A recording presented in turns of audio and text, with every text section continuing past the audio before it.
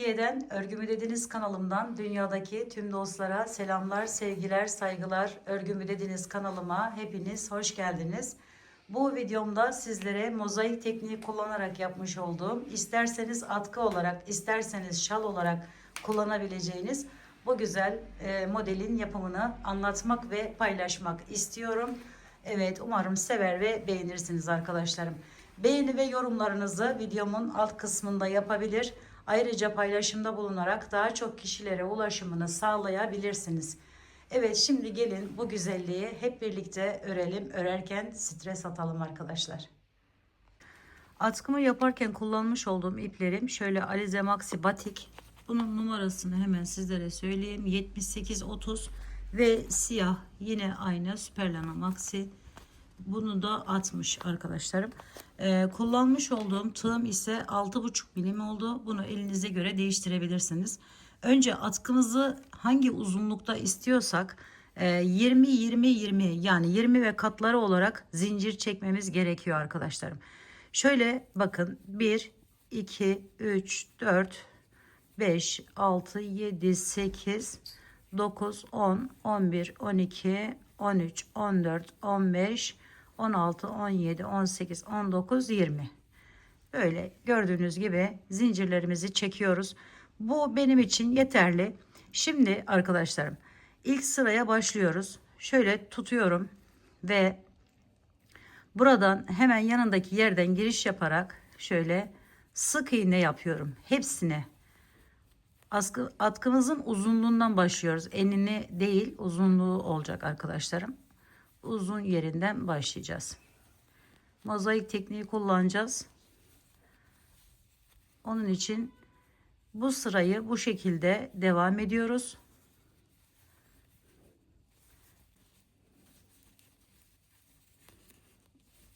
Evet arkadaşlarım, bu sırayı sonuna kadar, zincirlerimiz tamamlanana kadar bu şekilde devam ediyoruz. Daha sonra diğer rengimize geçiyoruz. Hemen buraya da zaman kaybetmeyelim. Ben onu da sizlere göstereyim. Şöyle ipimi aldım. Bu ip bağlamalar önemli arkadaşlarım. Her sırada çünkü ipi keseceğiz. Şöyle bakın, mozaik tekniği kullandığımız için şuradan girişimi yapıyorum kenarından ve bir miktar burada ip bırakıyorum. Buraya bir tane zincir çekiyorum. Sonra hemen yanındaki bakın ikili trabzan sık iğnemizin şu V gibi olan yerin arka kısmından giriş yapıyoruz. Şöyle ve sık iğneler yaparak devam ediyoruz. Hep aynı yerden arkadaşlarım bakın. Şöyle iyice gözüksün. Bakın şuradan girişimizi yaptık ve aldık. Arkadan da diğer ipimizi devam ettiriyoruz. Şöyle üst arkadan alıyoruz ve şu görüntüyü elde ediyoruz. Şimdi bu siyah olan yerimizi ve bu sıramızı tamamlayalım. Daha sonraki aşamaya geçelim arkadaşlar.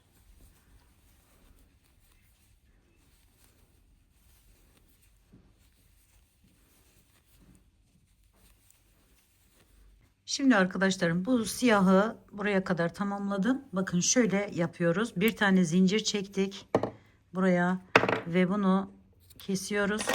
Şöyle biraz ip bırakıyoruz. Çektik iyice. Şimdi diğer rengimizle dediğim gibi sık iğnelerimizi yaparak geldik. Bu fazla ipi çok fazla kesmişim arkadaşlar. Biraz daha kısaltabilirsiniz. Bakın altına aldım.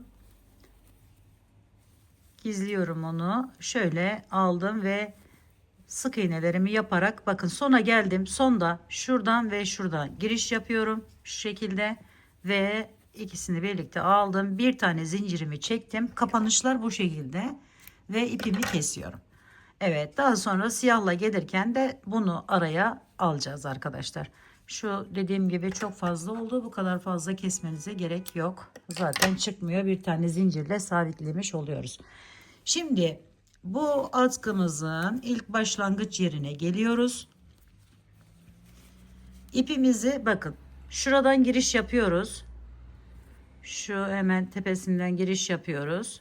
Bir zincir çektiğimiz yer arkadaşlar burası. Şöyle siyah ipimi alıyorum. Üçüncü sırayı yapıyoruz şu anda. Onu şöyle çektim.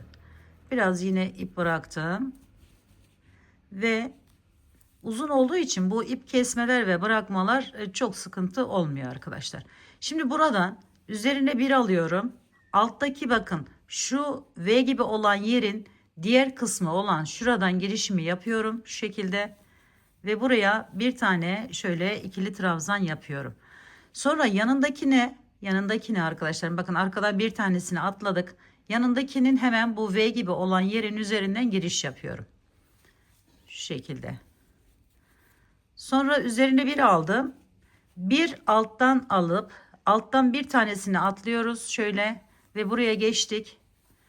Buradan alarak şöyle ikili trabzanımızı yapıyoruz. Yanındaki yerin üzerinden sık iğne yapıyoruz. Yanındaki yerin altından giriş yaparak ikili trabzan yapıyoruz. Bakın şöyle bir görüntü elde ettik arkadaşlarım. Şimdi bunu da aynı şekilde devam ederek bir alttan bir üstten bir alttan bir üstten devam edip sona kadar devam ediyoruz. Şöyle aldık, bir atladık, buraya geçtik.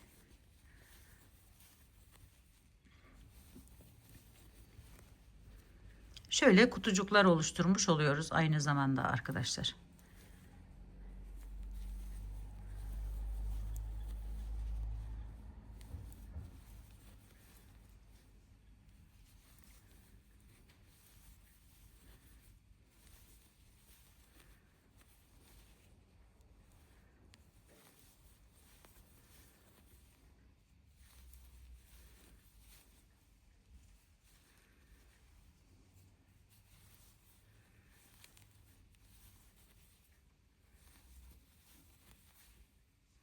Şu şekilde de alabilirsiniz.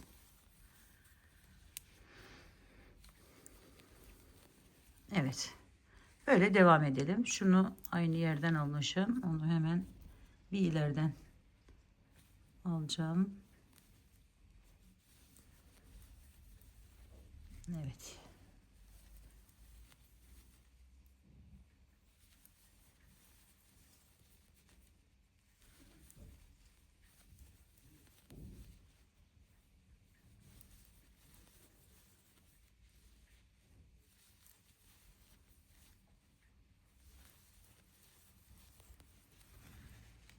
Şimdi diğer renk ipime geçiyorum arkadaşlarım. Siyahla tamamladım. Şuradan yine girişimizi yapıyoruz. Şöyle aldık. Biraz ip bıraktık. Bir tane zincir çekiyoruz. Sonra hemen yanındaki ikili trabzanın üzerine bir tane sık iğne. Bir. Hemen yanındakine de aynı şekilde 3 tane sık iğne ile devam ediyoruz önce. 2 ve bu ikili trabzanımızın üzerine de üçüncüyü yapıyoruz. Sonra üzerine bir aldık. Aşağıya iniyorum. Bakın şu bıraktığım tek tarafa giriş yapıyorum ve ikili trabzan yapıyorum. Buraya sık iğne, buraya ikili trabzan. Toplam 8 tane bu şekilde yer yapıyorum. 1 2 oldu. Bir sık iğne, bir ikili trabzan. 8 tane devam ediyoruz.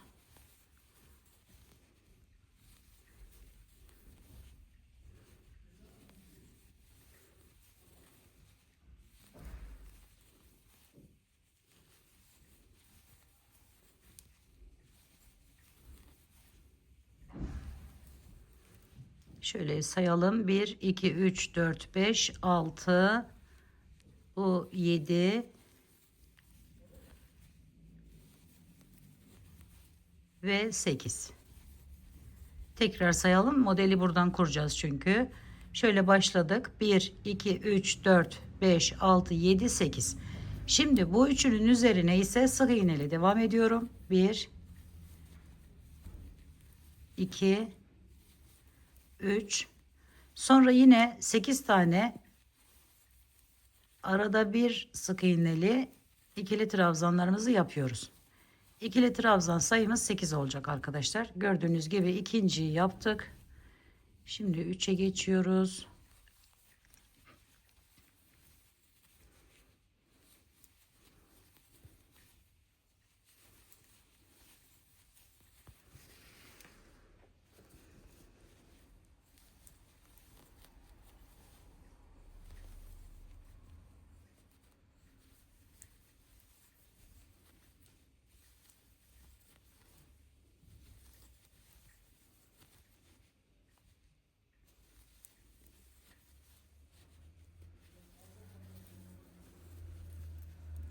1 2 3 4 5 6 7, bir tane daha yapıyorum, 8.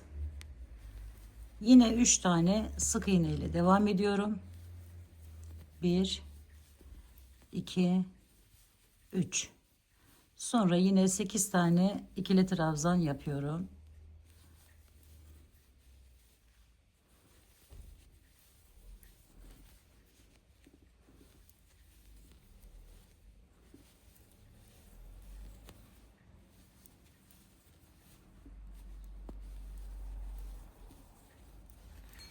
Böyle devam ediyoruz arkadaşlarım. Arada 3 tane, sonra 8 tane ikili trabzan yaparak.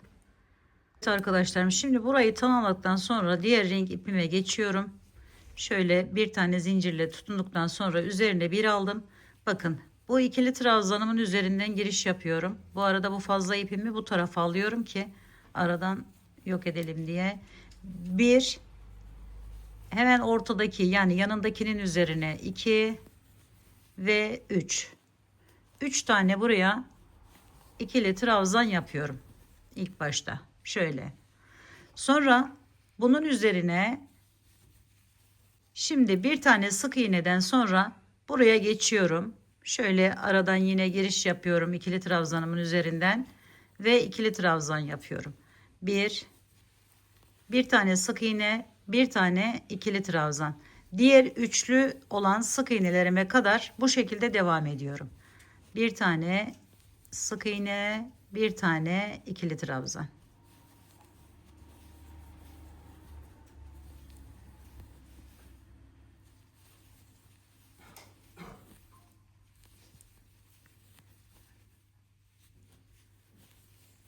Şimdi arkadaşlarım buraya geldim. Devam ediyorum. 8 tane olan ikili trabzanlarımın, renkli olanların üzerine bu şekilde geçiyorum. Şöyle bir görüntü elde ettim. Şimdi üçlü yerimize geldik. Önce buraya bir tane sık iğne, sonra 3 tane ikili trabzan yapıyorum. Bu kutucuğumun hemen üzerine 1 2 ve 3. Şöyle. Sonra yine bir sık iğne, bir ikili trabzan şeklinde devam ediyoruz. Şöyle aldım. Hemen buraya geçiyorum.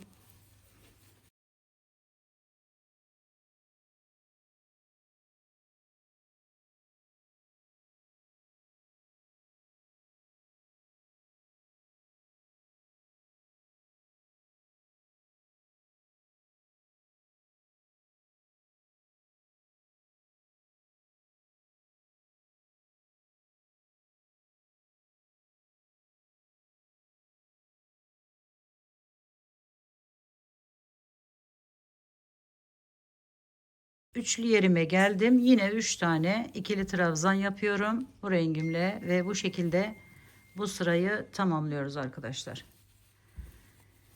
Şimdi daha sonra diğer rengimize geçiyoruz.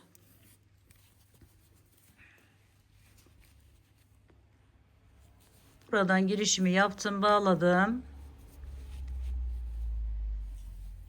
Bu şekilde. Sonra yine bu ikili trabzanlarımın 3 tane olan yerin üzerine 3 tane sık iğne ile devam ediyorum. Sonra arkadaşlarım buraya da aynı şekilde sık iğne yaparak geçiyorum. Yani toplamda 5 tane sık iğne yapmış oluyorum. 3 tane bunun üzerine, 4 ve 5. Sonra 6.'dan başlıyorum. Şöyle ikili trabzan yapıyorum. Bir tane sık iğne. Bir ikili trabzan, bir sık iğne şeklinde diğer yere kadar devam ediyoruz. Şöyle aradaki bu 8 tane olan, bu rengimizle 8 tane yapmış olduğumuz sayıyı düşürüyoruz. Birer tane azaltarak 6'ya. Şöyle geldim. Sonuncunun üzerine sık iğne ile geçeceğiz. Şunu da aynı şekilde sık iğnemi yaptım. Buraya ikili trabzanımı yapıyorum. Şimdi buradan devam edeceğim. Şöyle 7 tane sık iğne yapacağım. 2, 3, 4, 5, 6 ve 7.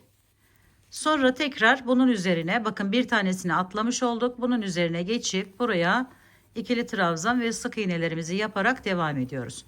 Şöyle göstereyim arkadaşlarım, bakın 2, 4, 6 taneye düşmüş oldu. Bu kenardakileri bıraktık ve buranın üzerine de buradan başlayarak toplam 7 tane bu arada sık iğne ile devam ettik. Yine bunu da aynı şekilde devam ettiriyoruz. Sıralamayı bozmadan 6 tane ikili trabzan bu şekilde yapıyoruz ve 7 tane de arada sık iğnemizi yapıyoruz.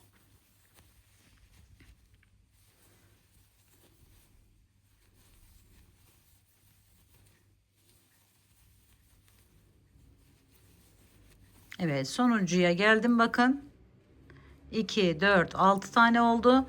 Şimdi 7 tane sık iğne ile devam edeceğiz. Tabii önce siyahı bitirmemiz gerekiyor. Evet, bu sırayı da bu şekilde tamamlayalım arkadaşlarım. Evet, şimdi bakın bunu da renkli olanı da bu şekilde yaptık ve siyah ipimize geçiyoruz. Yine bir zincirle bağlamamızı yaptık arkadaşlarım. Burada hemen buradan başlıyorum. 3 tane önce sık iğne yapıyorum. 1, 2 ve 3. Sonra üzerine 1 aldım. Bakın üçünü geçmiştim. Şuraya geçiyorum.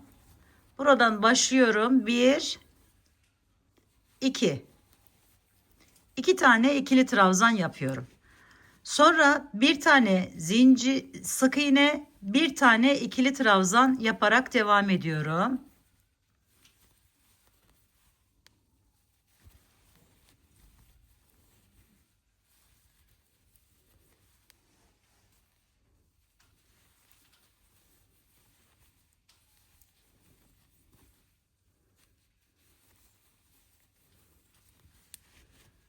Evet, şimdi buraya da sık iğnemizi yaptık. Buraya da ikili trabzanımızı yapıyoruz. Sonra bir tane buraya sık iğnemi yaptım. Bakın şimdi şu ikisine, bu arada 7 tane sık iğnemiz vardı. 2 tanesine ikili trabzan yapıyorum. 1, şöyle 2. Sonra araya 3 tane arkadaşlarım sık iğne yapıyorum. 1, 2, 3. Sonra tekrar 2 tane, bakın şuradan hemen alıyorum. Birinciyi buraya, birini de diğer ikili trabzanımın üzerine sık iğne ikili trabzanımı yapıyorum. Şöyle bir görüntü elde ettim. Şimdi devam ediyorum. Yine bir sık iğne, bir ikili trabzan şeklinde.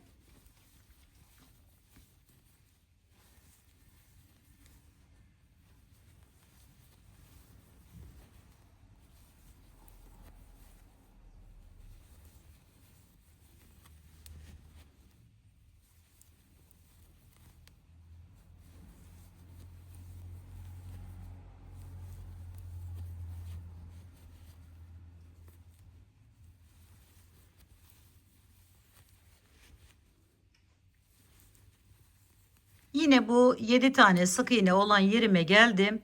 Şöyle 2 tane buraya ikili trabzanımı yapıyorum. Sonra 3 tane sık iğne ile devam ediyorum. 1, 2, 3. Sonra bu ikisine yine 2 tane ikili trabzan yapıyoruz. Şöyle 1 ve 2. Sonra yine devam ediyorum. Aynı şekilde yaparak bu sırayı tamamlıyoruz bu rengimizle. Şöyle göstereyim arkadaşlar. Görüntümüz bu şekle geldi. Şimdi diğer renk ipimi alıyorum. Öyle tamamladığımı düşünün orayı. Buraya geçtim. Şöyle hemen buradan girişimizi yapıyoruz yine. Aldım, bir tane zincirimi çektim. Üzerine bir alıyorum. Bu ortada bıraktığım 3 tane yerime 3 tane ikili trabzan yapıyorum. Şöyle 1 2 3. Sonra arkadaşlarım buradan devam ediyorum. Sık iğne yapıyorum bu ikisinin üzerine. 1 2 3 4. Bakın buradan bunu da atlamış oluyoruz. Buradan devam edeceğiz. Bunların sayısı 4'e düşecek arkadaşlar. Şöyle 1 sık iğne, 1 ikili trabzan, 1 sık iğne, 1 ikili trabzan,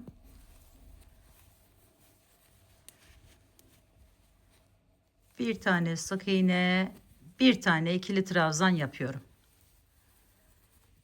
Şimdi görüntü bu. Bakın şuradan azalttık ve 4'e düşürdük. Şimdi buradaki gibi yine 4 tane önce, yani şu ortaya gelene kadar 4 tane sık iğne yaparak devam ediyoruz. 1 2 3 4.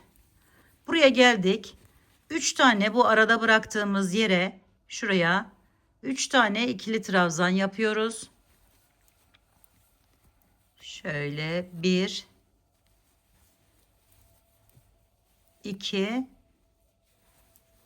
3. Tekrar 4 tane sık iğne ile devam ediyoruz. 1 2 3 ve 4.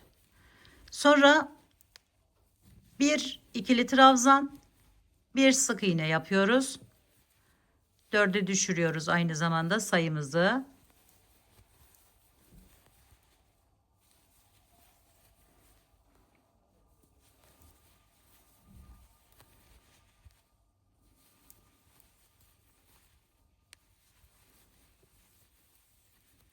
Şöyle bakın. Şimdi tekrar 4 tane sık iğne. 1 2 3 ve 4. Sonra bu araya 3 tane ikili trabzan yapıyoruz. Evet, bu rengimizde bu şekilde devam ediyoruz arkadaşlarım.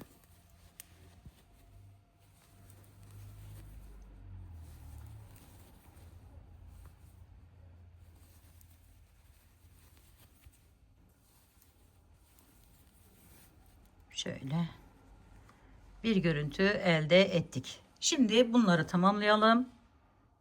Evet arkadaşlarım, şimdi bakın bu sırayı da bu şekilde tamamladım. Buradaki sayılarımız 4'e düştü. Siyah rengimize geçiyoruz. Şöyle bir tane zincirimizi çekiyoruz. Sonra 3 tane önce buraları sık iğne ile geçiyoruz.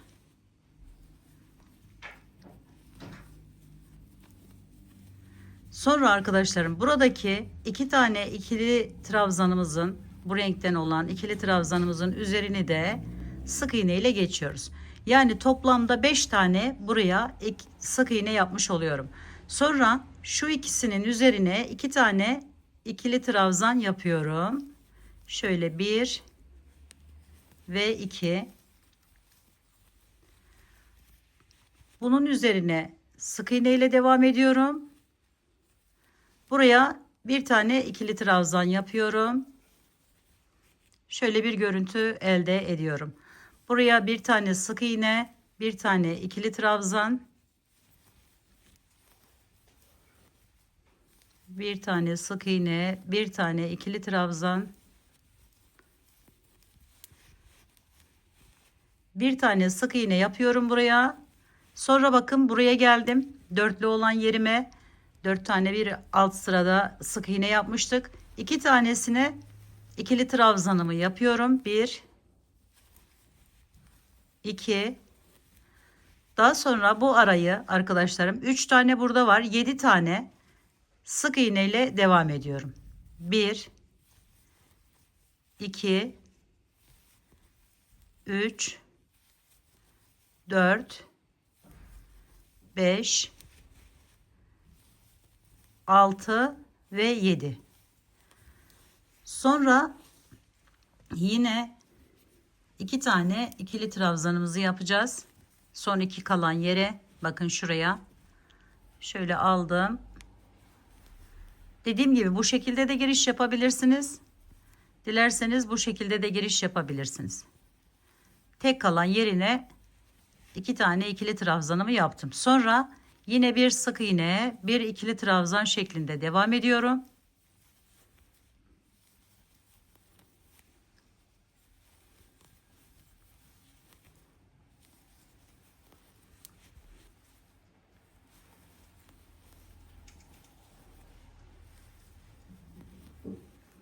Şimdi yine buraya geldim. Bakın dörtlü olan yerime yine 2 tane ikili trabzan.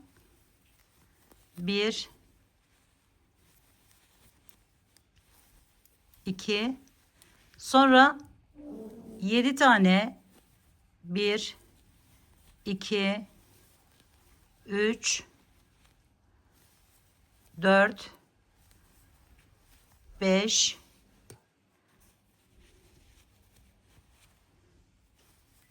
6, 7.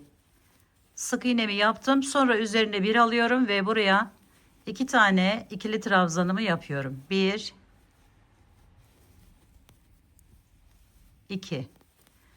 Sonra bir sık iğne, bir ikili trabzan şeklinde devam ediyorum. Buradaki ikili trabzan sayımızda bakın 3'e düşmüş oldu. Şöyle göstereyim. Şu şekilde bir görüntü elde ediyoruz arkadaşlarım bu sırada. Burayı da hemen şöyle tamamlayalım. Bu şekilde sona kadar devam ediyoruz. Bu sırayı bu şekilde tamamlıyoruz.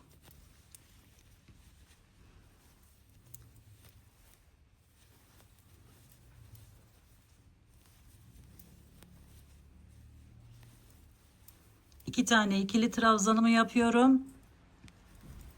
Sonra tekrar 7 tane sık iğnemi yapıyorum. 1, 2,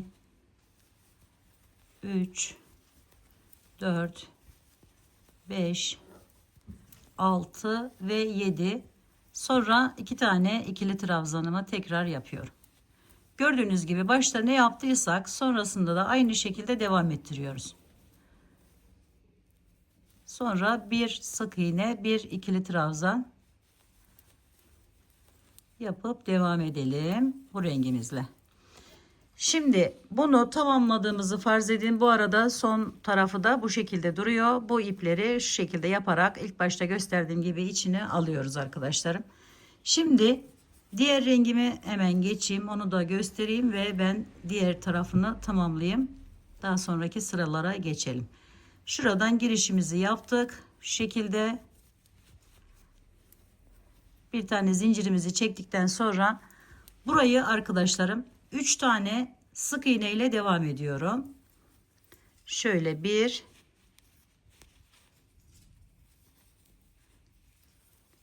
2, 3. Bu aradaki boş kalan yerimiz. Şimdi şu ikiye 2 tane ikili trabzanımı yapıyorum. 1 ve 2. Sonra bu ikinin de üzeri olmak üzere buraya kadar yani 4 tane sık iğne yapıyorum. 1, 2, 3 ve 4. Şimdi bu arada 4 tane yerim vardı. Bunun sayısını 2'ye düşürüyorum. Bir tane ikili trabzan, bir tane sık iğne, bir tane ikili trabzan daha yapıyorum. Ve yine 4 tane buraya arkadaşlarım, ikisi burası, bakın birisi ikili trabzanımızın üzeri, biri aradaki sık iğnemiz, 2 tane de ikili trabzanımız var. Bu rengimizle hemen devam ediyoruz. 4 tane sık iğne yaparak 2, 3 ve 4. Sonra bu ikiye geldik. 2 tane ikili trabzan yapıyoruz buraya. 1 ve 2. Aradaki bu 3 yeri 3 tane sık iğne ile devam ediyorum. 1 2 3. Buraya tekrar 2 tane ikili trabzanımı yapıyorum. 1 2. İkili trabzandan sonra 4 tane sık iğnemi yapıyorum. 1 2 3 4. Sonra ikili trabzanımı yapıyorum. Sık iğnemi yaptım. İkili trabzanımı yapıyorum. 2'ye düşürdüm sayıyı. Şimdi 4 tane ikili sık iğne yapıyorum. 1 2 3 4. Hemen buraya iniyorum ve 2 tane ikili trabzan. 1 2 3 tane sık iğne. 1 2 3 2 tane ikili trabzan. 1 2. Sonra 4 tane sık iğne. 1 2 3 4. Sonra ikili trabzanımı yapıyorum. Birinciyi sık iğnemi yaptım. Tekrar ikili trabzanımı yapıyorum ve 4 tane sık iğne ile devam ediyorum.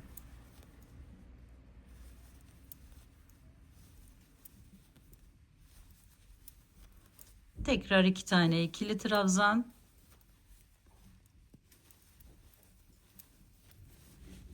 Sonra 3 tane araya sık iğne yaparak devam ediyoruz.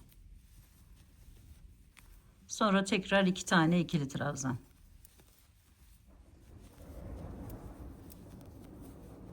Sonra 4 tane sık iğne yapıp devam ediyoruz arkadaşlarım.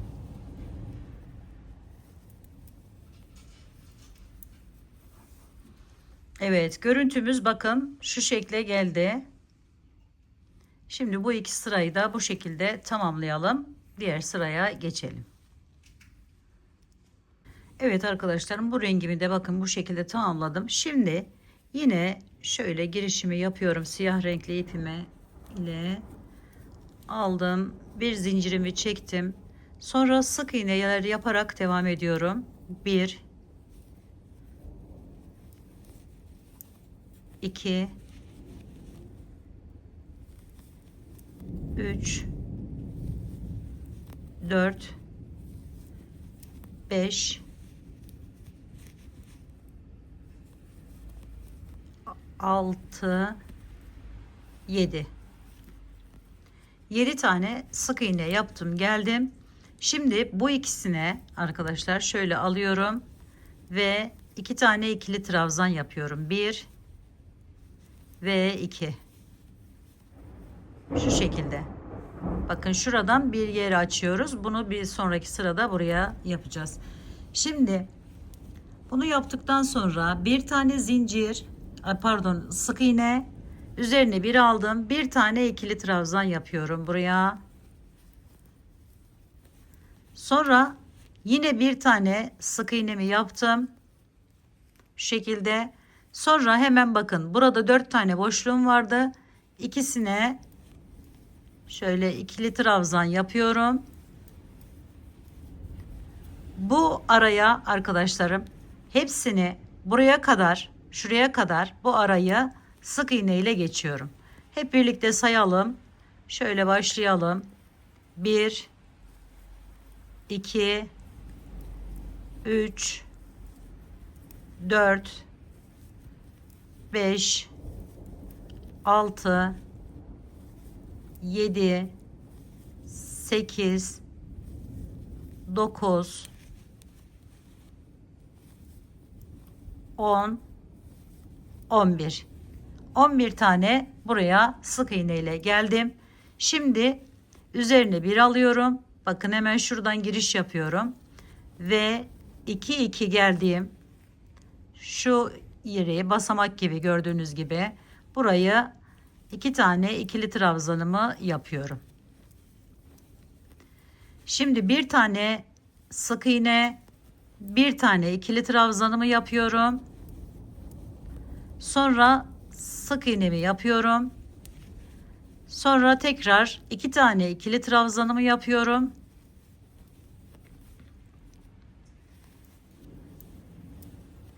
Ve aradaki sık iğnelerimi yaparak devam ediyorum. 2 3 4 5 6 7 8 9 10 11. Sonra 2 tane ikili trabzanımızı yapıyoruz. 1 2 şu şekilde. Sonra devam ediyoruz. Bir tane sık iğne, bir tane ikili trabzan, bir tane sık iğne, 2 tane ikili trabzan, 1 2. Sonra 11 tane sık iğne yaparak devam ediyoruz. 1 2 3 4 5 6 7 8 9 10 11. 2 tane ikili trabzan yapıyoruz. 1 2 1 sık iğne, bir ikili trabzan, sonra tekrar bir tane daha sık iğne, 2 tane ikili trabzan yapıyoruz ve bu sıralamayla bu sırayı bitiriyoruz. Şöyle göstereyim. Evet. Şimdi diğer ipimize geçelim.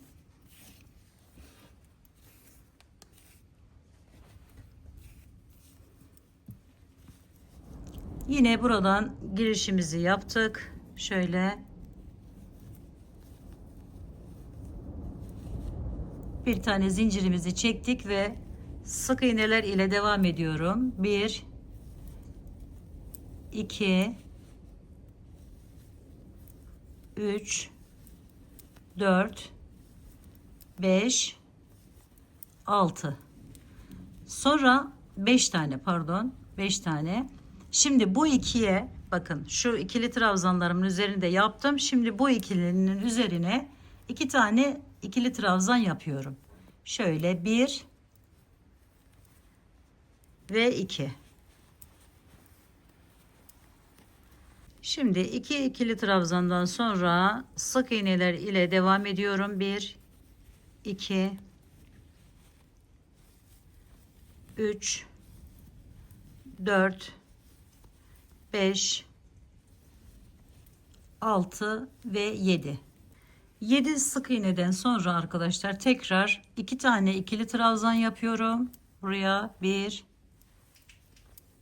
2, sonra tekrardan sık iğneler ile devam ediyorum.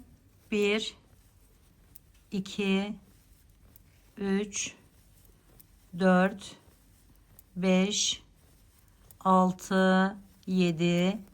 Sonra tekrar 2 tane ikili trabzan yapıyorum. 1 ve 2. Sonra sık iğneler ile devam ediyorum. 1 2 3 4 5 6 7. Sonra 2 tane ikili trabzan.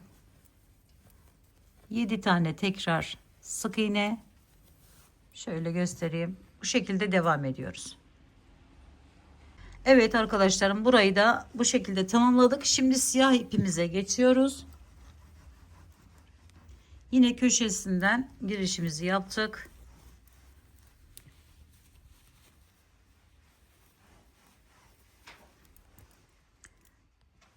Şimdi sık iğneler ile devam ediyoruz.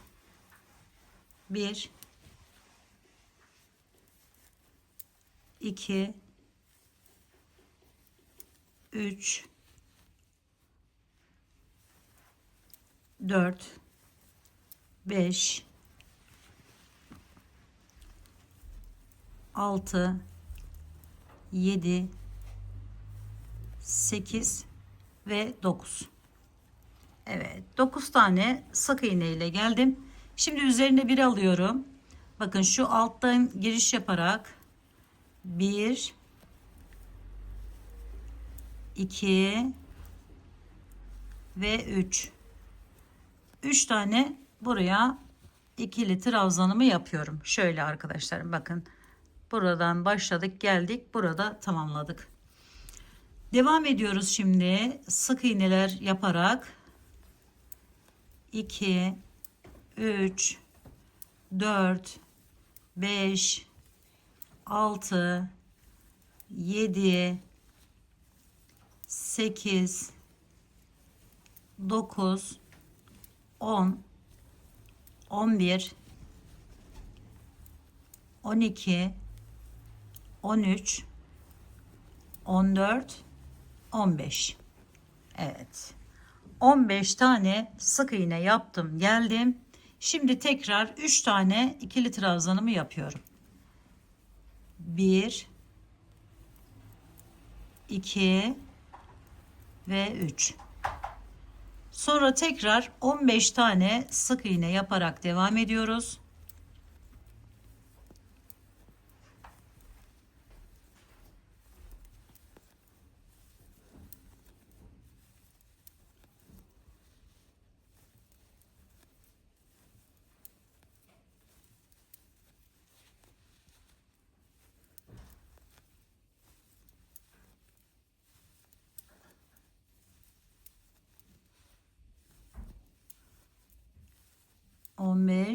Şimdi 3 tane ikili trabzanımızı yapıyoruz.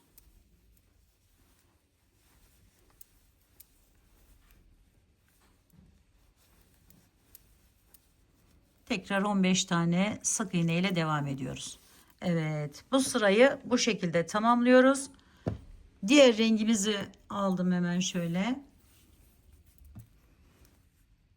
Yine buradan girişimizi yaptık.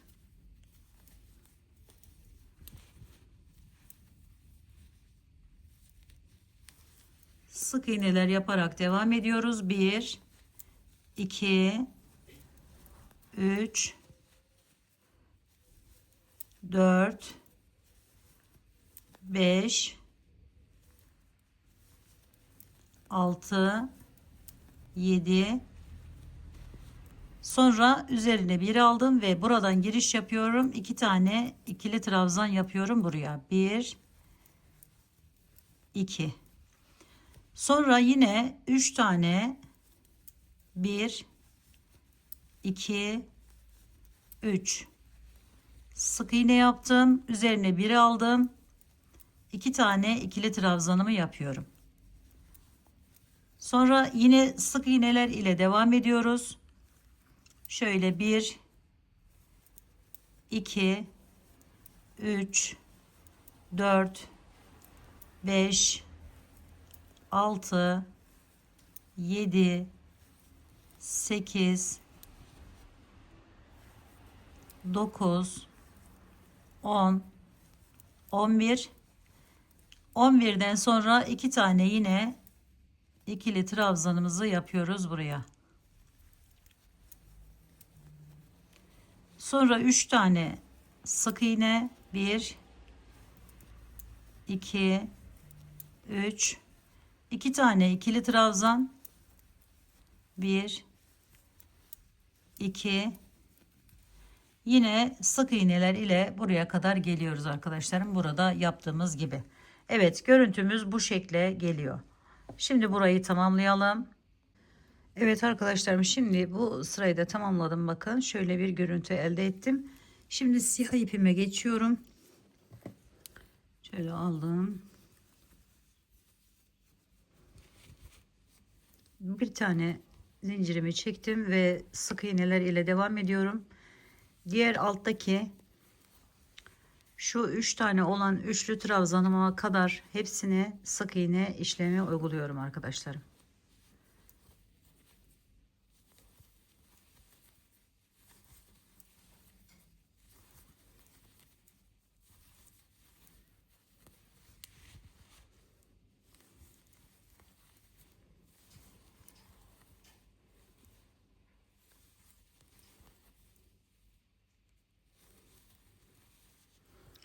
Şimdi buraya geldiğimizde bu 3 tanenin üzerine tekrar 3 tane şöyle ikili trabzanımızı yapıyoruz.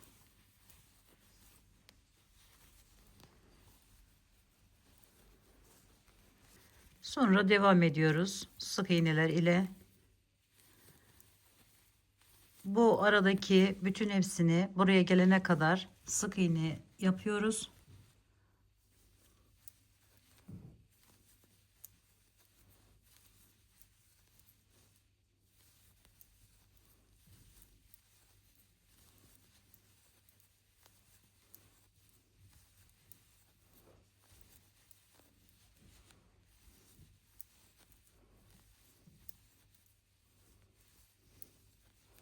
Şimdi yine 3 tane ikili trabzanımızı yapıyoruz.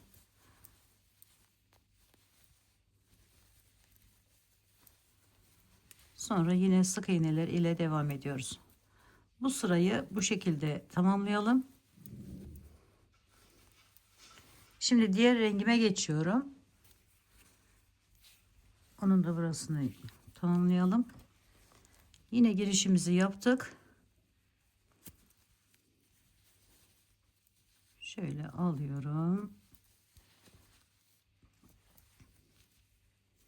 Sık iğneler ile devam ediyorum.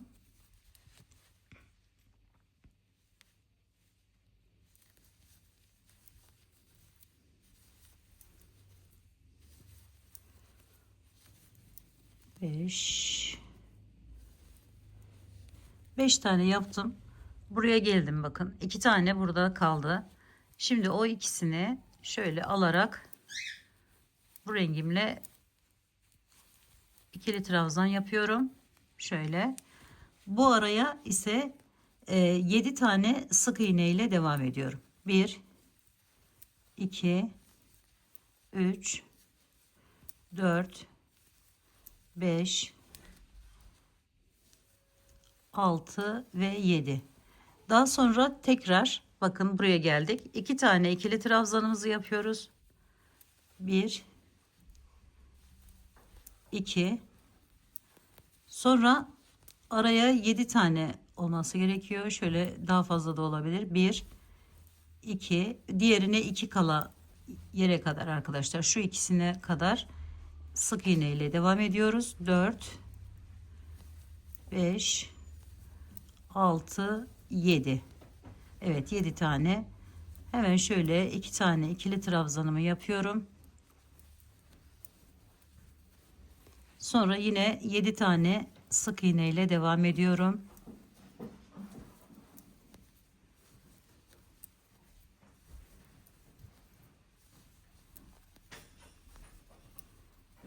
Sonra 2 tane bakın ikili trabzanımızı yaparak devam ediyoruz.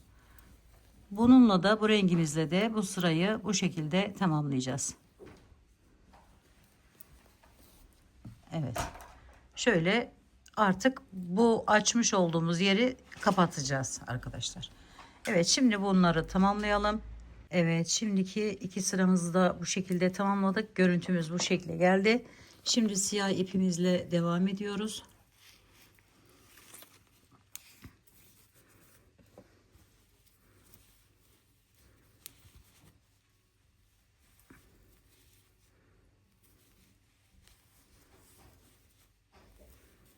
Yine sık iğneler ile devam ediyorum.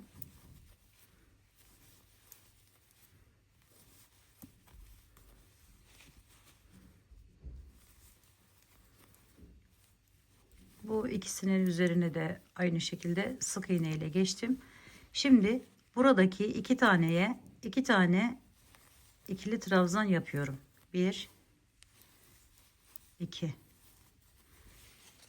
Şimdi ise aradaki üçlü olan yere 3 tane sık iğne yapıyorum. 1 2 3. Sonra tekrar 2 tane ikili trabzan yaparak devam ediyorum. 1 2. Şimdi şu arayı buraya kadar, bu ikisinin de üzeri dahil olmak üzere sık iğne ile geçiyoruz arkadaşlar.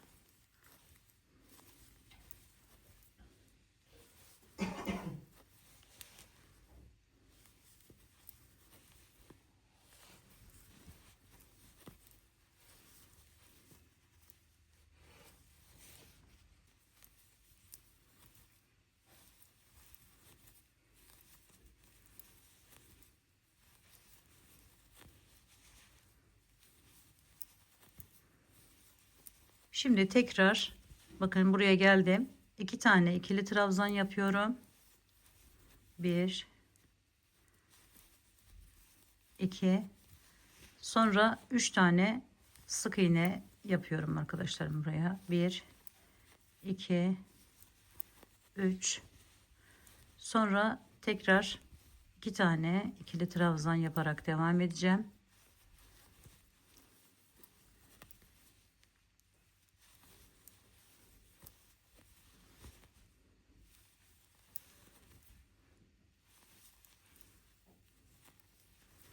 Bu şekilde.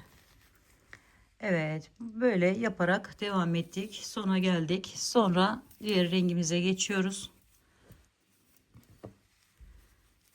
Şuradan başlıyoruz yine.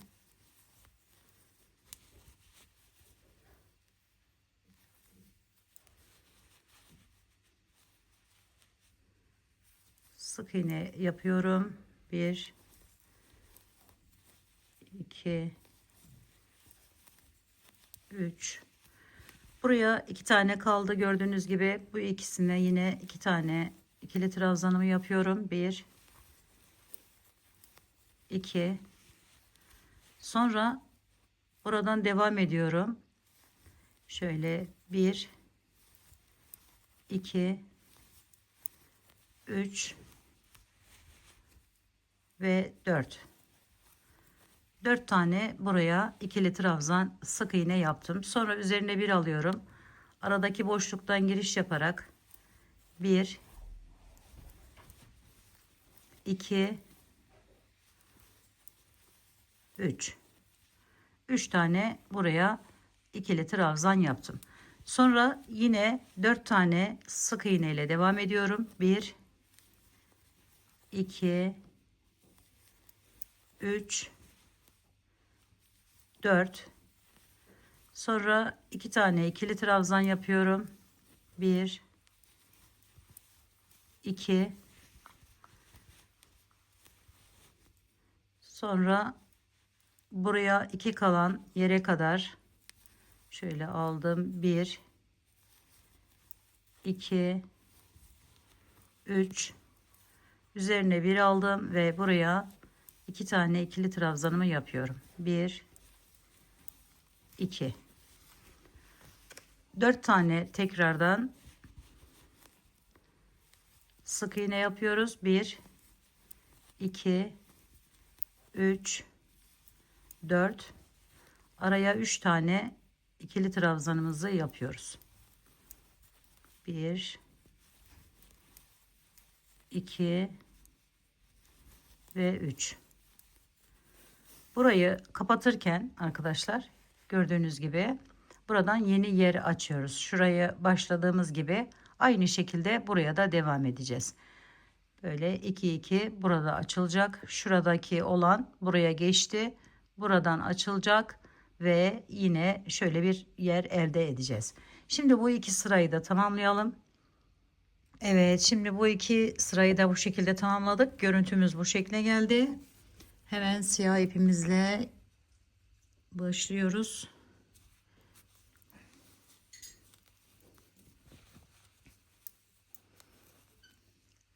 Sık iğneler ile devam ediyorum.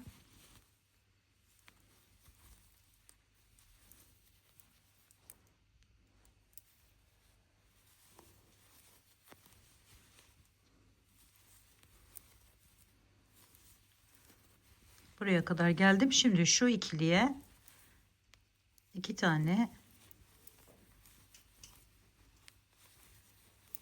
ikili trabzanı yaptım. Sonra bu ikiliden başlıyorum. Arayı sık iğne ile geçiyorum.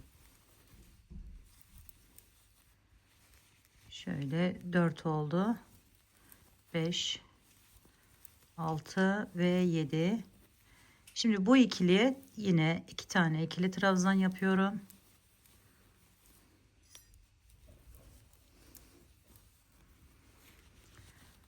Sonra bu arayı arkadaşlarım hepsine sık iğne ile devam ediyoruz. 1, 2, 3, 4, 5, 6 ve 7.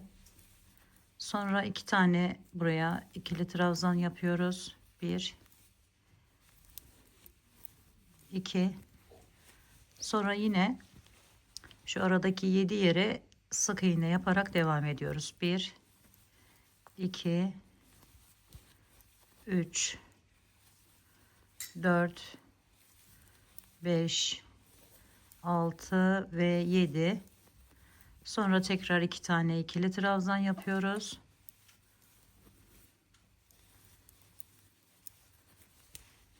Sonra 7 tane sık iğne ile devam ediyoruz.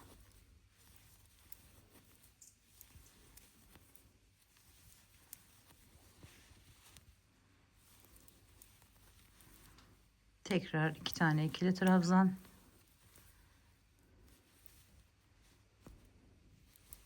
Yedi sık iğne ile devam ediyoruz. Bakın şöyle bir görüntü elde ettik. Şimdi diğer rengimize geçelim. Hemen onu da gösterip tamamlayıp diğer sıralarımıza geçelim arkadaşlar. Bunu aldım. Yine girişimizi yapıyoruz normal bir şekilde.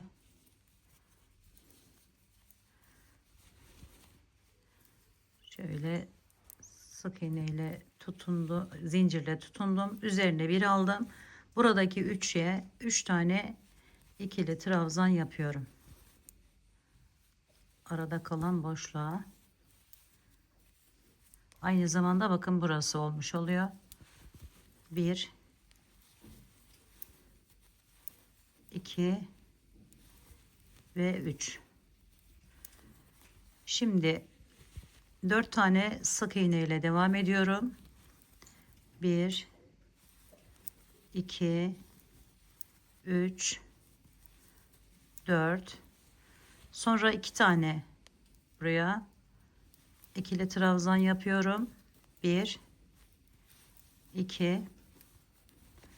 Araya 3 tane sık iğne yapacağım. Şuranın üzerine 1, 2, 3. Sonra tekrar 2 tane ikili trabzan.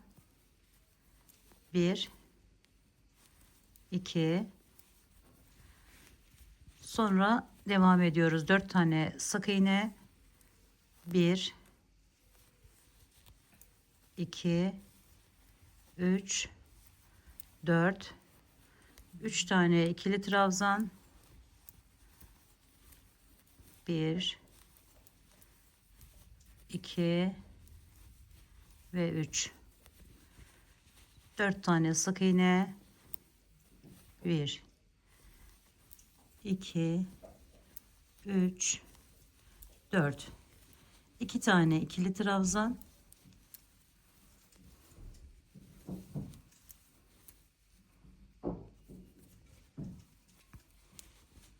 3 tane sık iğne. 1, 2, 3. Tekrar 2 tane ikili trabzan.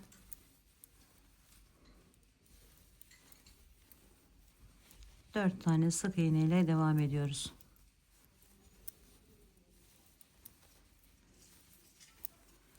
Sonra buraya 3 tane ikili trabzan yapıyoruz ve bu şekilde de bu sırayı tamamlıyoruz. Şöyle göstereyim size. Bakın. Görüntümüz bu şekilde gelecek arkadaşlarım. Evet, bu sıraları da bakın bu şekilde tamamladık. Şimdi buraya geçtik. Yine bu siyah ipimizi bağladık. Şuradan girişimizi yapıyoruz. 1 2 3 3 tane sık iğne yaptık. Şimdi 2 tane buraya ikili trabzan yapıyoruz. 1 2. Daha sonra 4 tane sık iğne yapıyoruz. 1 2 3 4. Sonra arkadaşlarım burayı da yine sık iğneler ile devam ediyoruz. 4 5 6 7 8 9 10 11. Sonra bu ikiliye 2 tane ikili trabzan yapıyoruz. 1 2. Aradaki bu üçü sık iğne yapıyoruz. 1 2 3. Tekrar 2 tane ikili trabzan. 1 2. Şimdi 11 tane sık iğne ile devam ediyoruz. 1 2 3 4 5 6 7 8 9 10 11. Sonra 2 tane ikili trabzan.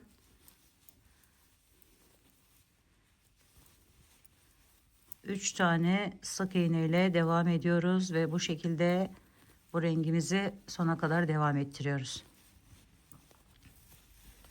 Şöyle bir görüntü elde ettik. Şimdi diğer rengimize geçelim. Onu da gösterelim ve tamamlayalım.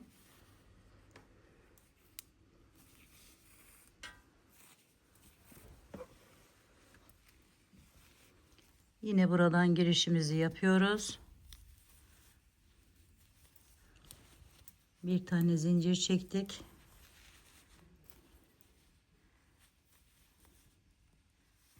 Sık iğne yapıyorum. 3 tane. 1 ilk etapta 5 tane olacak sık iğne sayımız. 2 3 4 ve 5. Şöyle bakın. Şimdi bu ikiliye 2 tane ikili trabzan yapıyorum. 1 ve 2. Araya 7 tane sık iğne ile devam ediyorum. 1 2 3 4 5 6 ve 7. Sonra diğer ikiliye geldik bakın. Hemen oraya 2 tane ikili trabzan yapıyoruz. 1 2. Sonra buraya hepsine sık iğne ile geçiyorum. 7 tane. 1 2 3 4 5 6 ve 7. Diğer kareye geldim. Diğer yerime hemen 2 tane ikili trabzan. 1 2. Tekrar 7 tane sık iğne ile devam ediyorum.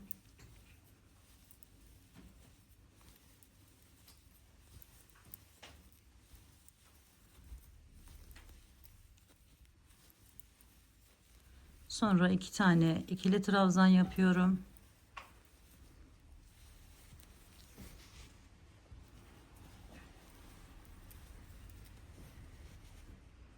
Sonra da 7 sık iğne ile devam ediyorum.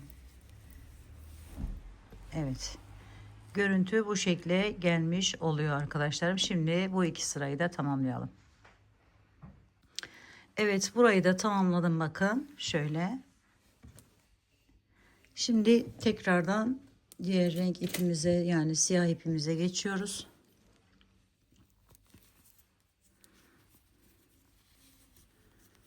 Şöyle aldım. Şimdi buradaki 3 tane yine siyah olarak devam ediyorum.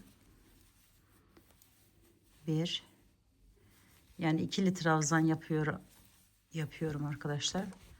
Şöyle 2 ve 3. Şuradaki yere gelmiş olduk. Şuraya bakın. Şimdi buraları yine sık iğne ile devam ediyorum.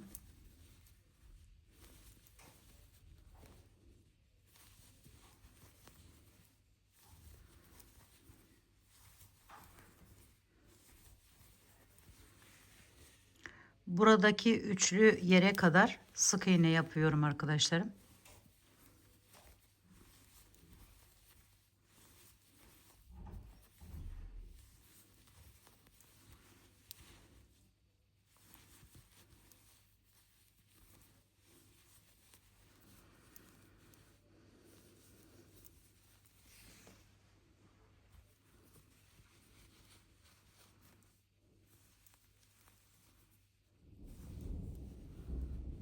Evet, sonuncuyu da yaptım. Şöyle göstereyim. Şimdi bu aradaki üçlüye 3 tane ikili trabzan yaparak devam ediyorum.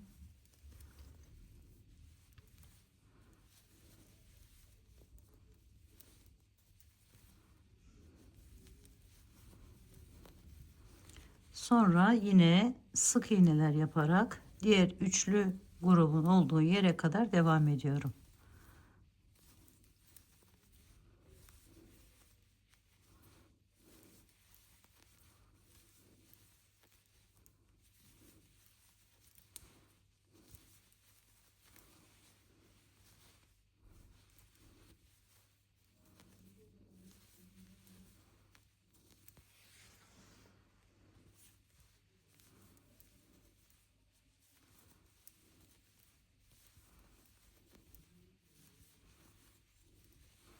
Evet, buraya geldiğimizde yine 3 tane ikili trabzanımızı yapıyoruz.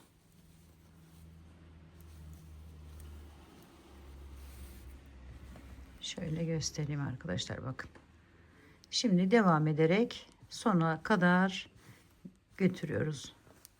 Son yerlerimizi de şöyle göstereyim, bu şekilde. Bakın. Evet. Şimdi bu sırayı böyle yaptık. Sonra diğer sıraya, diğer rengimizle geçelim. Yine ikili bir grup şeklinde anlatmış olalım. Şimdi buradan yine girişimizi yaptık.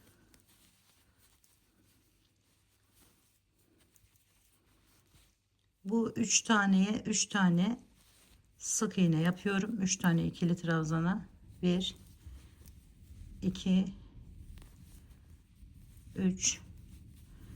Sonra bu ikiliye 2 tane ikili trabzan yapıyorum arkadaşlar. 1 ve 2. Burası bizim orta yerimiz olmuş oluyor. Sonra sık iğneler ile devam ediyorum. Yine bakın, şöyle göstereyim. Şu ikiye gelene kadar sık iğne yapacağım arkadaşlar.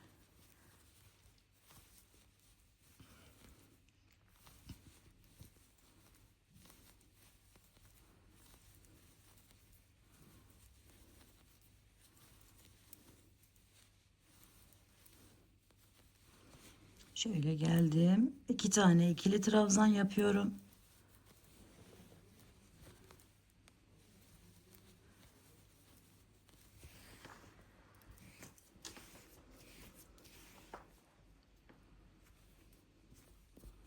Sonra 3 tane sık iğne.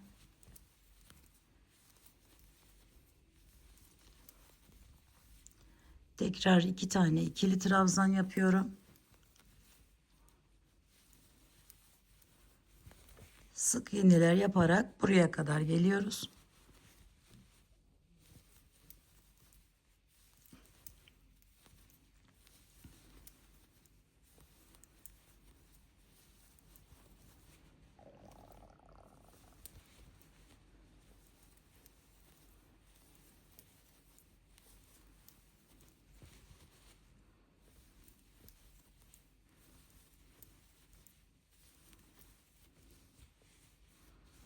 Sonra buraya 2 tane ikili trabzanımızı yapıyoruz. Ve bu şekilde de bu sırayı tamamlıyoruz arkadaşlar. Sonra 3 tane yine buranın üzerine sık iğnemizi yapıp devam ediyoruz. Şuradaki gibi olacak. Evet, görüntümüz bu şekle geldi arkadaşlarım. Şimdi bu yapmış olduğumuz kareyi küçülteceğiz. Aynı zamanda buradan tekrar yer açacağız. Şöyle hemen bunu alıyorum. Şöyle girişimi yaptım. Bağladım. Sonra yanından sık iğneler, pardon, ikili trabzan yapıyorum 3 tane. Şu alttaki yere.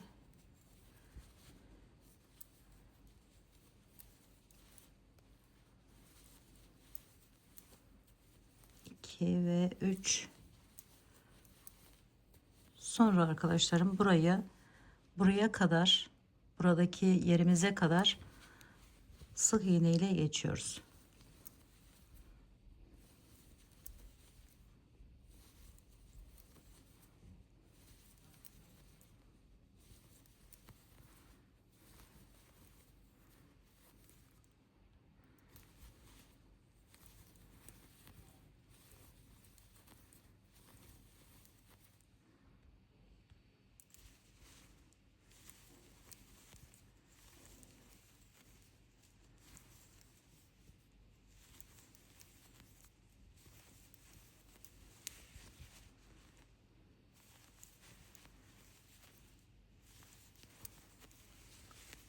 Bu üçlünün üzerine yine 3 tane şöyle alıyorum ve ikili trabzan yapıyorum. 1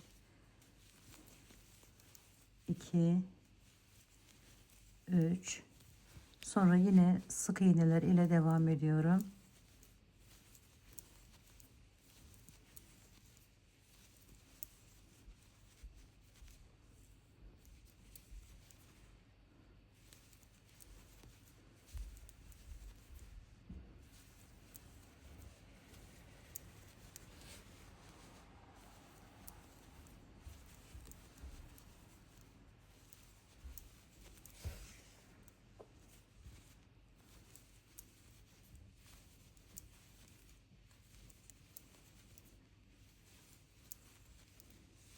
Şimdi yine 3 tane ikili trabzan yapıyorum.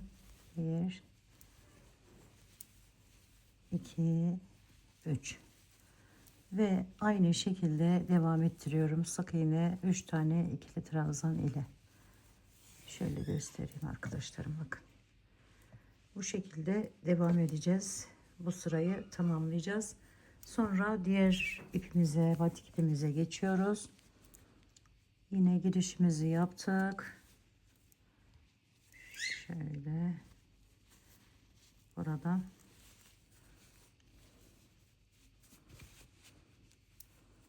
bir tane zincirimi çektim ve 3 tane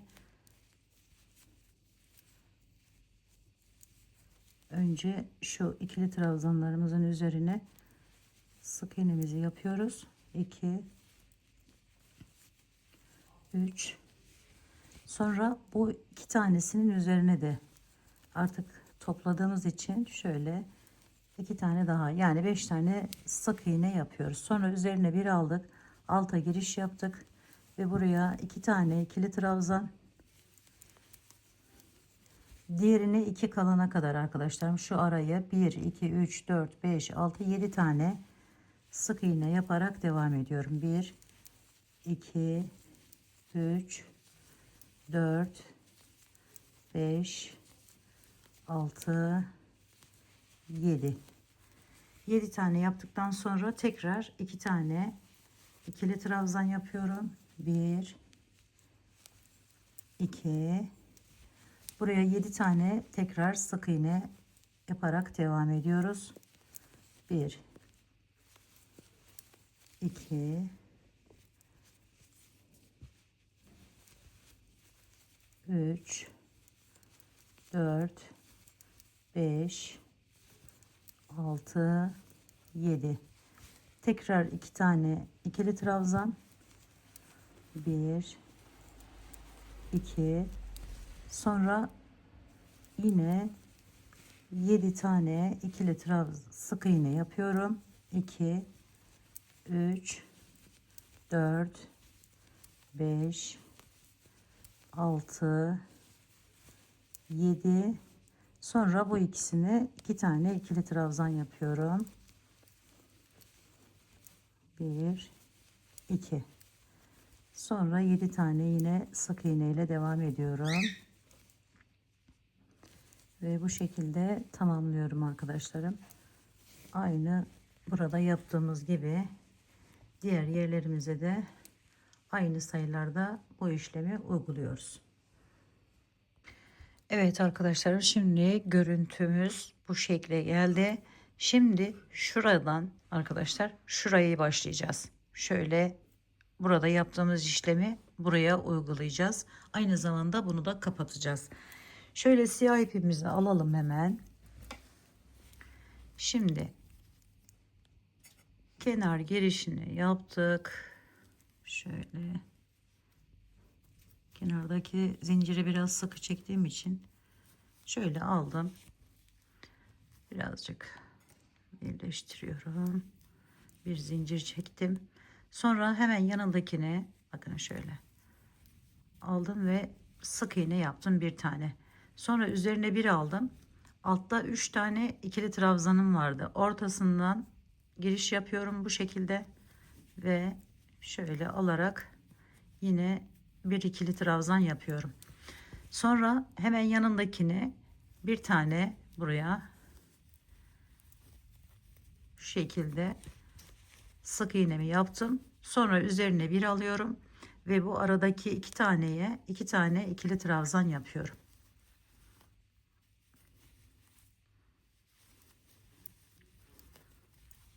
Sonra sık iğneler ile devam ediyorum.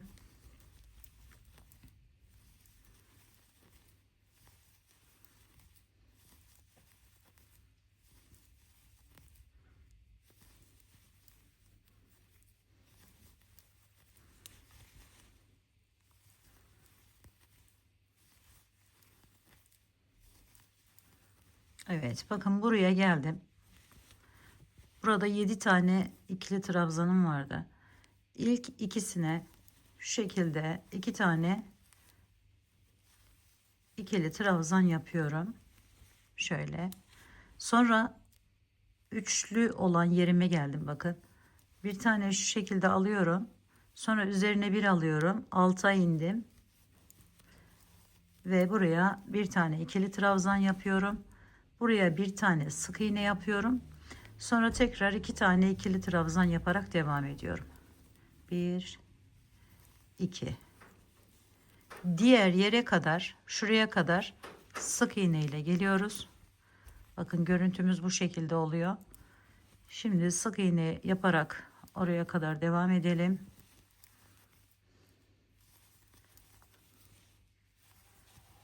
Bir taneyi daha tam olarak görmüş olalım. Şöyle geldik.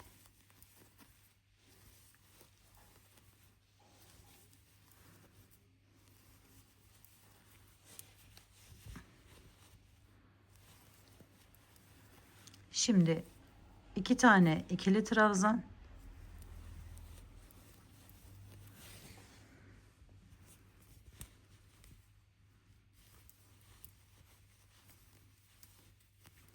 sonra bir tane sık iğne, bir tane ikili trabzan,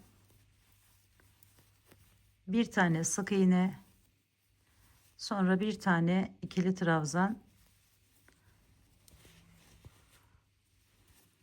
pardon, 2 tane ikili trabzan yapıyorum şu yere.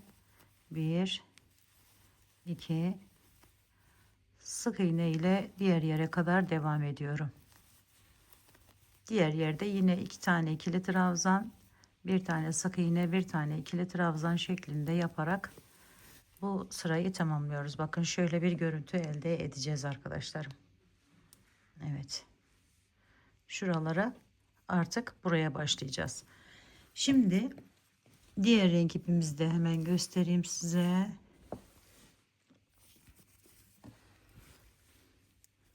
Şöyle yine buradan girişimizi yapıyoruz.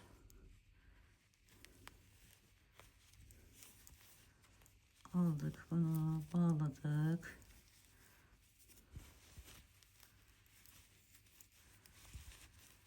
Şimdi ilkini boş bırakmıştık. Hemen üzerine bir alıyorum ve buradan girişimi yapıyorum alttan şöyle.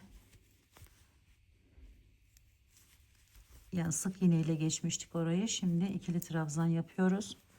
Sonra yanındaki ikili trabzanın üzerine mozaik tekniğinde arkadaşlarım ikili trabzanların üzerine ikili trabzan yapılmıyor. Sık iğne ile geçmemiz gerekiyor. Şöyle sonra buraya geçiyorum. Buraya da bir tane daha ikili trabzan yapıyorum. Sonra buradan arkadaşlarım 4 tane devam ediyorum. Sık iğne ile 1 2 3 ve 4.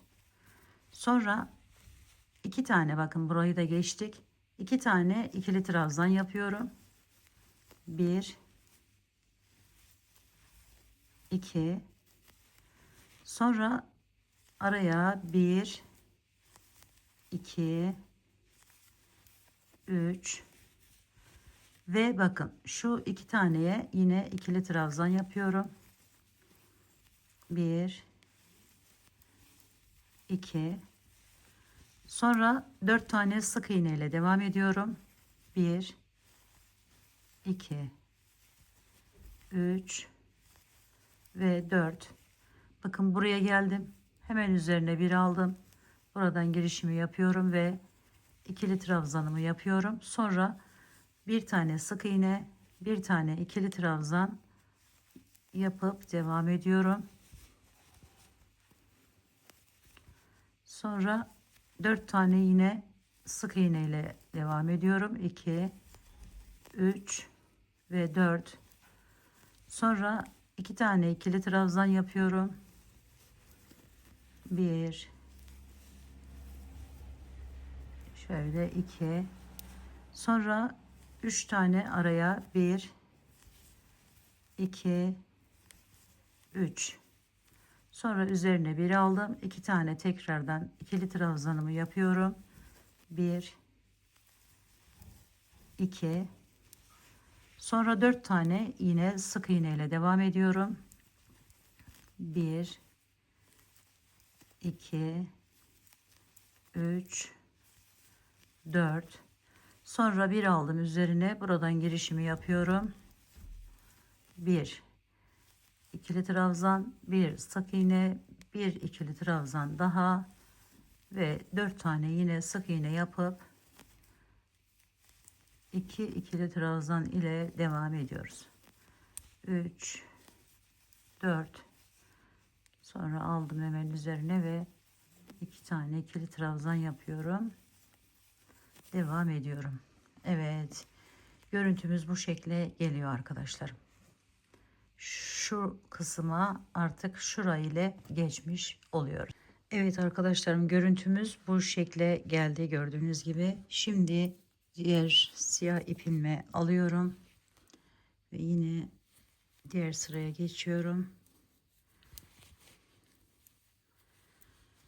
Şöyle buraya bir tane sık iğne, bir tane ikili trabzan,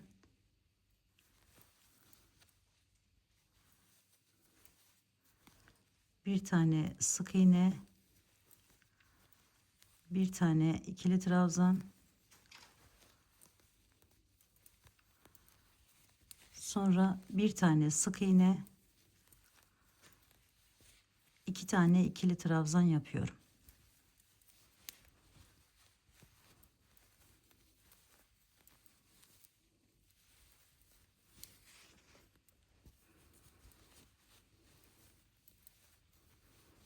Sonra bu arayı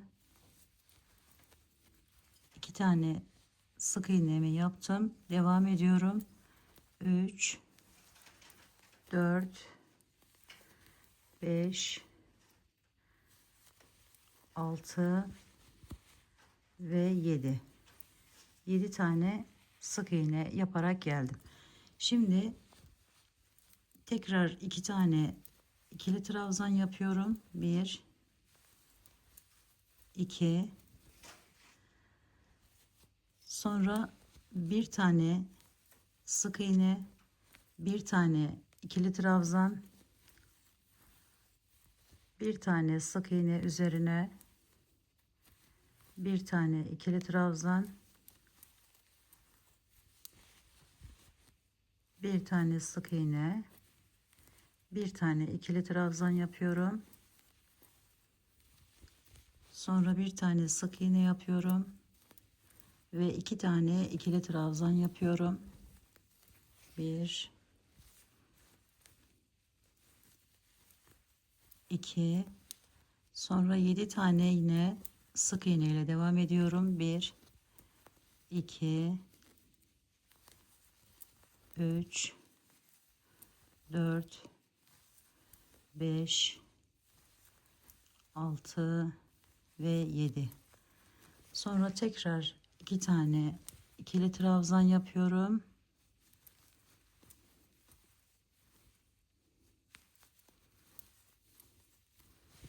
Bir tane sık iğne, bir tane ikili trabzan. Bu arada arkadaşlarım, bunun enini daha uzun, daha çok isterseniz, örneğin bir etol şal yapacaksanız şurada yaptığımız işlemi devam ettirebilirsiniz. Yani buraya geçmeden aynı şekilde şurada nasıl başladıysak, devam ettiysek o şekilde yaparak bu enini büyütebilirsiniz. Şimdi yine devam ediyoruz. Şöyle bir iki sık iğne yaptık, bir ikili trabzan yaptık, bir sık iğne yaptık. Sonra bir tane daha ikili trabzanı yapıyoruz. Bir tane sık iğneyi yapıyoruz. 2 tane ikili trabzanı yapıyoruz.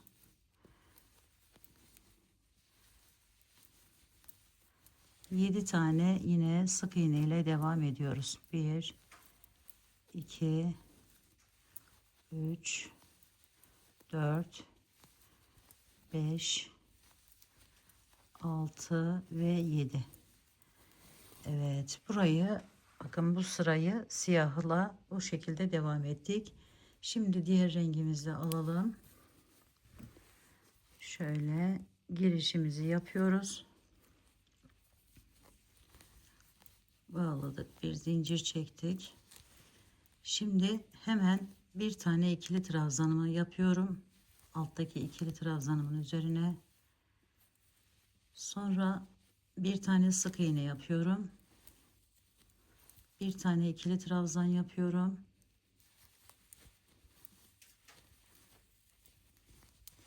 Bir tane sık iğnemi yaptım. Bir tane ikili trabzanımı yapıyorum. Sonra buraya 4 tane sık iğne ile devam ediyorum. 1 2 3 4.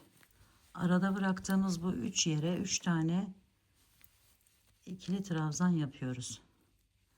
Şöyle 1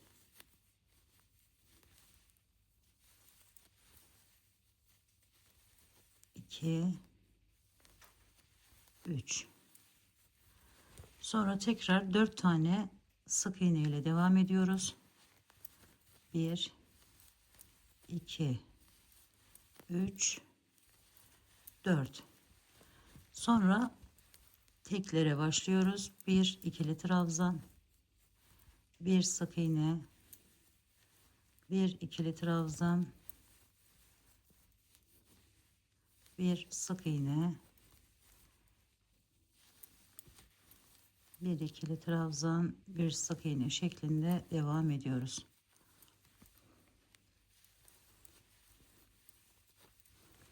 2 idi, bakın 4'e çıktı burası sayısı, ikili trabzanlarımızın sayısı.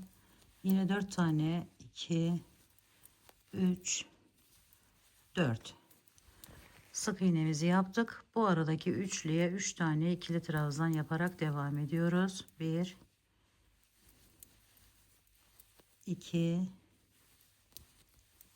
3, sonra yine 4 tane, 1 2 3 4. Evet, tekli yerlere geldik. Bir ikili trabzan, bir sık iğne, bir ikili trabzan, bir sık iğne şeklinde devam ediyoruz.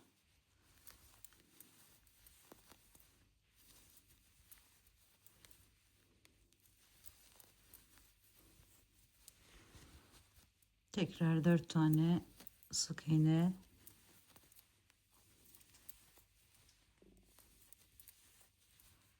üç tane ikili trabzan yapıyoruz.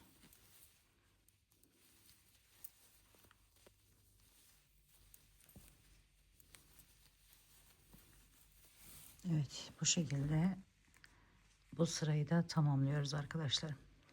Evet, şimdi bu iki sırayı da tamamladım arkadaşlarım. Diğer sıraya geçiyoruz. Diğer iki sıraya. Şöyle aldım. Yine girişimi yapıyorum.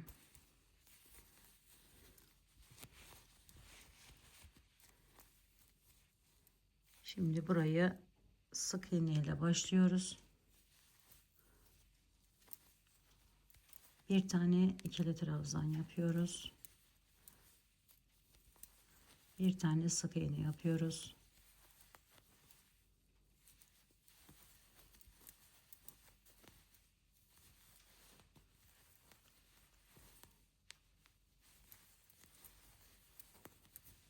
Şimdi bir tane sık iğne yapıyorum. Sonra iki tane buraya, pardon, şu alttan alıyorum. İki tane ikili trabzan yapıyorum. Sonra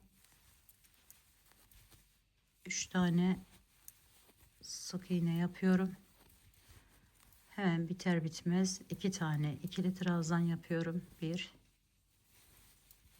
2, sonra bir tane sık iğne, bir tane ikili trabzan şeklinde devam ediyoruz.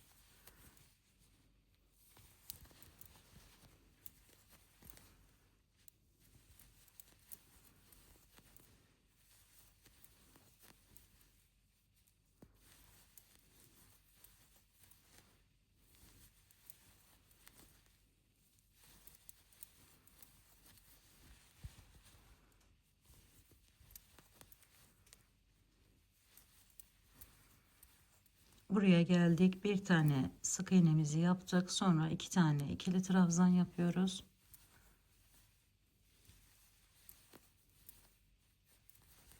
Üç tane sık iğne yapıyoruz. Tekrar iki tane ikili trabzan yapıp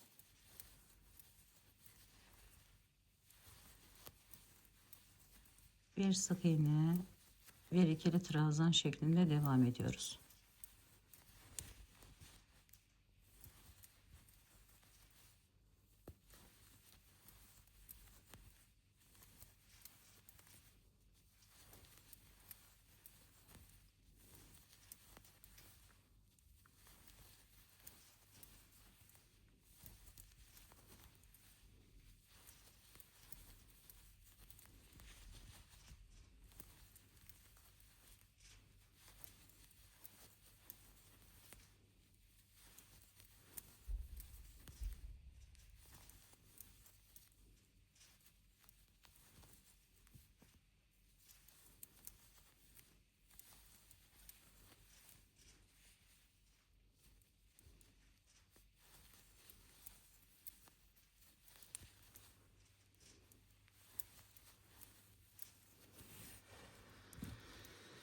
Evet, şöyle oluyor arkadaşlarım. Bu sırayı tamamlayınca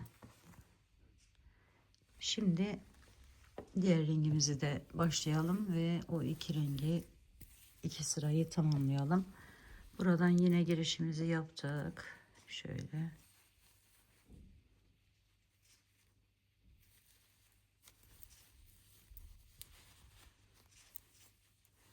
Şimdi bir ikili trabzan, bir sık iğne şeklinde devam ediyorum.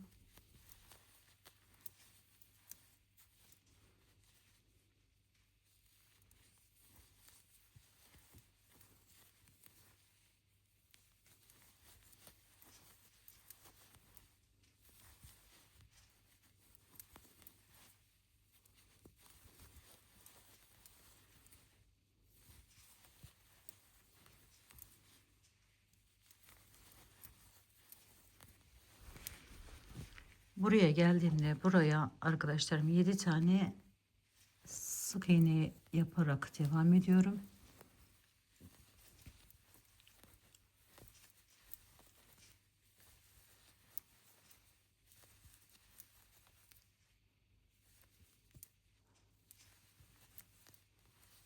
Sonra yine bir ikili trabzan, bir sık iğne şeklinde devam ediyorum.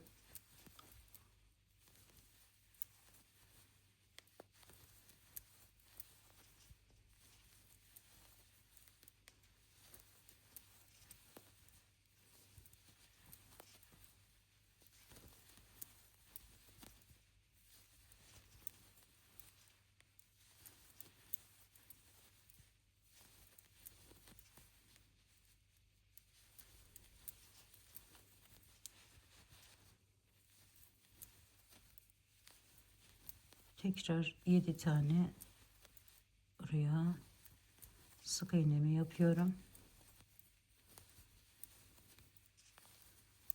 Sonra yine bir ikili trabzan, bir sık iğne şeklinde devam ediyoruz arkadaşlarım. Evet arkadaşlarım, iki sırayı yaptıktan sonra görüntümüz bu hale geldi. Şimdi siyah ipimizle yine başlıyoruz. Şöyle girişimizi yaptık.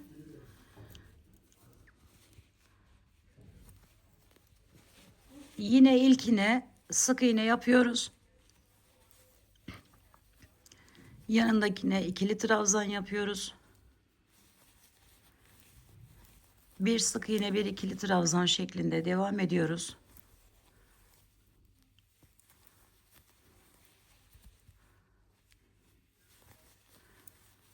Şöyle devam edelim.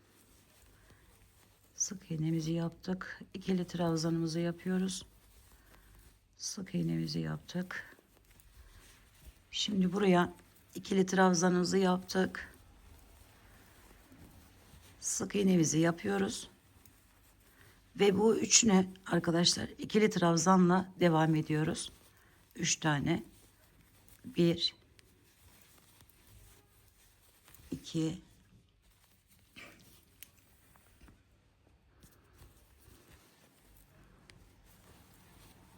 3. Sonra bakın şöyle. Sonra bir tane sık iğne, bir ikili trabzan yaparak devam ediyoruz. Bir tane sık iğne, bir tane ikili trabzan. Şöyle göstereyim, iyice görünsün. Bakın şuradan girişimizi yaptık. Sık iğnemizi alttan aldık. İkili trabzanımızı yapıyoruz.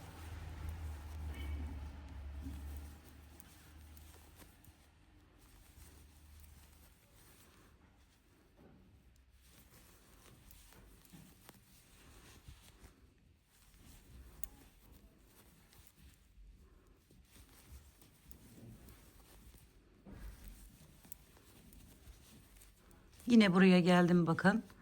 Yine bir tane önce ikili trabzanımı yapıyorum. Sonra sık iğnemi yapıyorum. Sonra 3 tane yine buraya ikili trabzanımızı yapıyoruz arkadaşlar. 1 2 ve 3.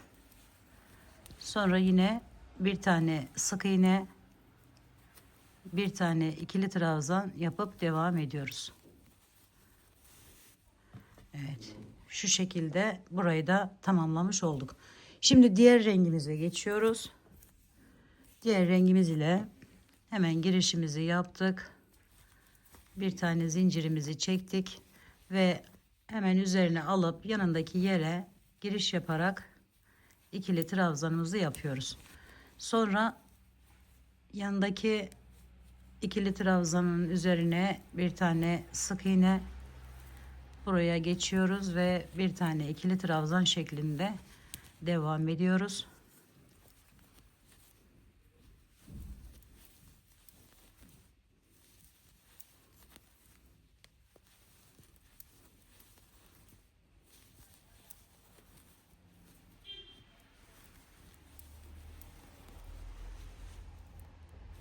Bu üçüne 3 tane sık iğne yapıyorum ve tekrar bir ikili trabzan, bir sık iğne şeklinde devam ediyorum.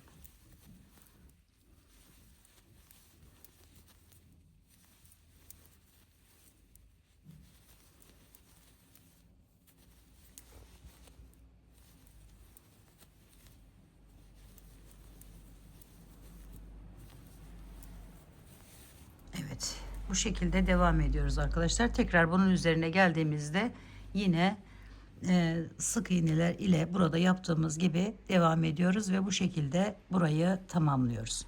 Evet arkadaşlarım, bakın bu sıraları da tamamladık. Şimdi son iki sırayı artık bu siyah ipimizle yapacağız. Bir tanesini normal bir şekilde, yani şöyle girişimizi yapalım hemen. Normal bir şekilde yapıyoruz. Yani model neyse ona göre ilerleyeceğiz. Şöyle buraya sık iğne, buraya ikili trabzan, sonra sık iğne, ikili trabzan şeklinde devam ediyoruz.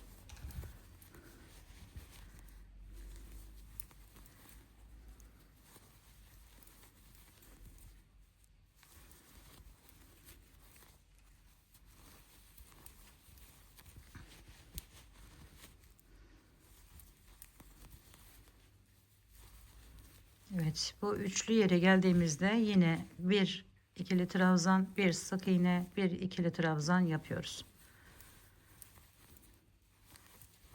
Şimdi burayı da bir ikili trabzan, bir sık iğne diye devam ediyoruz.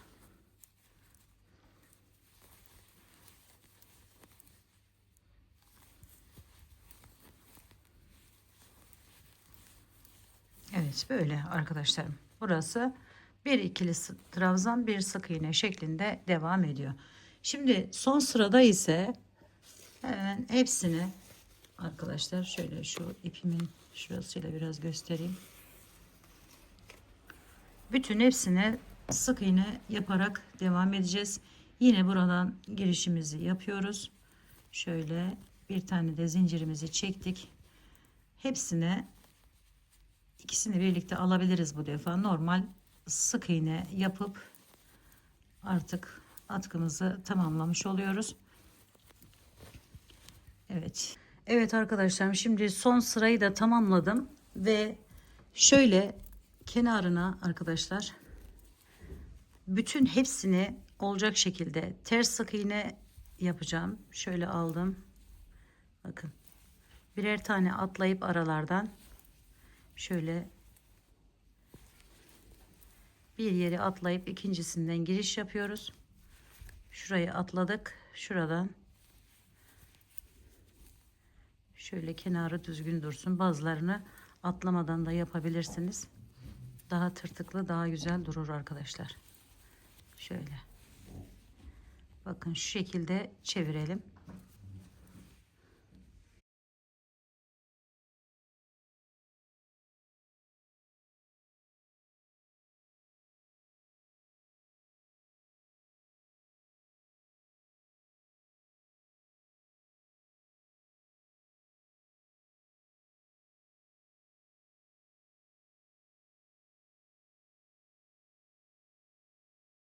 Evet arkadaşlarım, bakın kenarlarını da şöyle ters sık iğne ile çevirdikten sonra Buralar da dahil olmak üzere arkadaşlarım. Şuraları da çeviriyoruz.